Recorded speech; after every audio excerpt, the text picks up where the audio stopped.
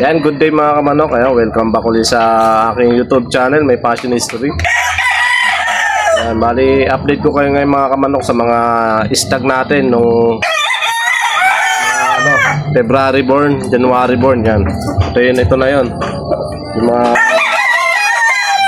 pinost ko na mga sisiw. Ito yung mga natira. Bali, yung iba kasi nabenta ko na. 1 month pa lang nabenta ko na sila.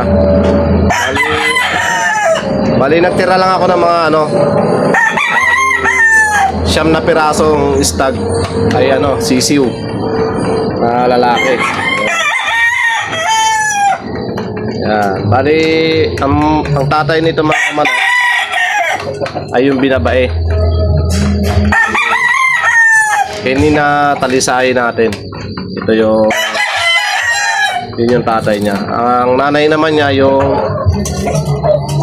talisay din na straight comb, regular gray. Ayan. Bali, ito yung lumabas mga kamanok ko. Bali, may pagkano siya, talisay gold. Kasi yung nanay nito may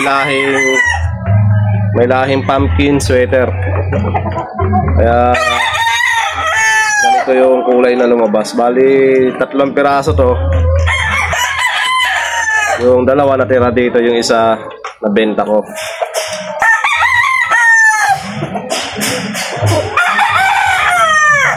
Ganda rin ang itsura niya mga kamanok. Bali, magpa 5 months.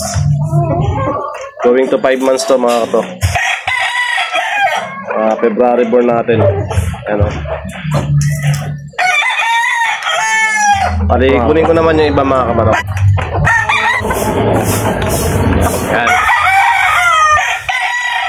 Yan, ito yung isa mga kamanok, yung pinakita natin nung una na straight comb. Ito naman yung kapatid din niya. Parehas, same lang sila ng tatay sa nanay. Yung straight comb. Nakapungos lang din ito. Tumakip na sa niya, mata. Sa 5 months na rin to. Bago lang din siya nagtitilao. Green legs. Ayun na, green legs.